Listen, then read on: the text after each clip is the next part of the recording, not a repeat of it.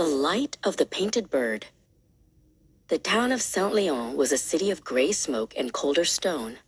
Sidonie, 7 years old, lived on the highest floor of the tallest, gloomiest building, where the wind whistled like a hungry wolf.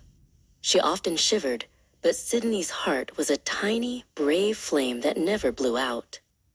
Her attic room held only 2 things of real worth. One was a worn scrap of her mother's thick red shawl, soft wool that she tucked beneath her chin at night. The other was a fragile wooden bird, beautifully painted with bright blue feathers, resting on a chipped ledge. It was the color of a summer sky she couldn't remember. Every morning, before the market traders woke, Sidonie was already out. She swept the rough pavements, not for money, but for any fallen coin or forgotten piece of coal. The work made her fingers ache and her back tired, but she told herself, a true adventurer gathers treasures, even the small ones. One evening, a particularly bitter wind brought the first wet snow. Sidonie was trudging home when she saw Honoré, the old town watchman, huddled beneath the flickering gas lamp. He wasn't sweeping or guarding. He was simply sitting, his head slumped, his heavy coat useless against the deep, bone-weary cold. Sidonie thought of the bitter chill waiting for her in the attic. She thought of her red shawl, the last piece of warmth from her past. "It is mine," a small voice whispered, but the flame of kindness in her heart was stronger. Honoré needed warmth now, this very moment, more than she needed the memory. She walked quietly to the old man. Without a word, she gently unwrapped the shawl and placed the soft, thick wool over Honoré's trembling hands. The simple act felt louder than any shouted declaration. Honoré slowly lifted his head, his eyes wide with surprise and confusion. Sidonie slipped away before he could speak, climbing the endless stairs to her room. The attic was colder than ever.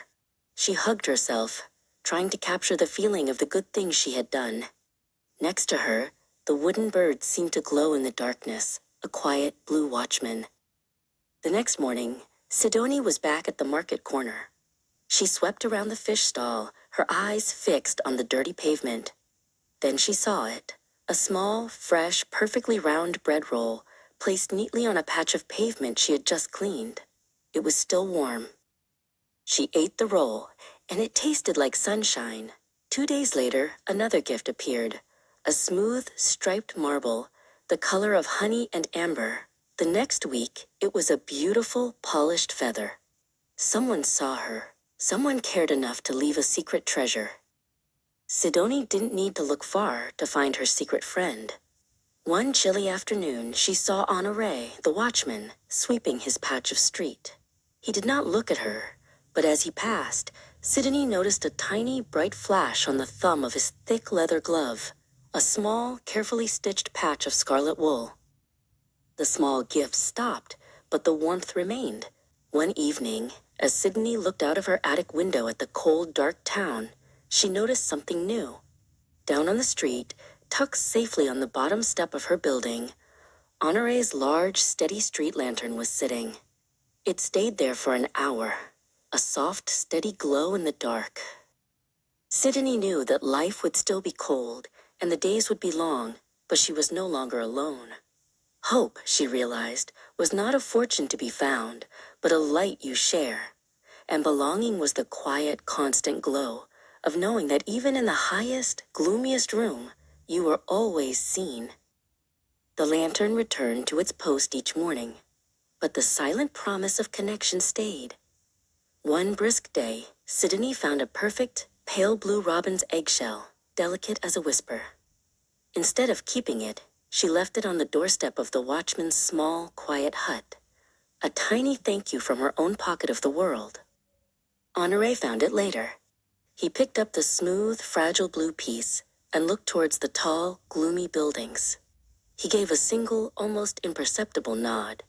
Not a word, not a smile, but a solemn acceptance of their shared, silent pact. 2 lonely lights had found each other in the dark. Their communication became a daily ritual of small, unwritten gestures. Sidonie noticed Honoré's patrol route had changed. He no longer walked only the main market square. Every evening, his shadow could be seen near the base of the massive central town clock, the one that hadn't chimed in over 10 years. The clock tower was the heart of Saint Leon, but a broken one.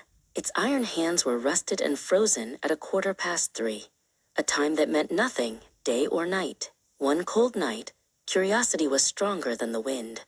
Sidonie followed Honoré's path, her feet whispering on the stone as she followed the faint scent of oil and old iron. She found him not sweeping or guarding, but inside a tiny hidden door. Honoré was surrounded by enormous, silent gears. He was not wearing his watchman's coat, but a faded apron, his hands covered in grease and dust, gently tending to the clock's colossal, broken machinery. "The clock stopped a long time ago, Sidonie," he whispered without turning around. "And when it stopped, a little piece of the town's hope stopped too. Everyone forgot the time. They forgot how to look forward. I am trying to remind them." The old man sighed. "But my hands are too big, and my eyes are too old. There are tiny springs, like tiny spiders, that I cannot reach or even see clearly anymore."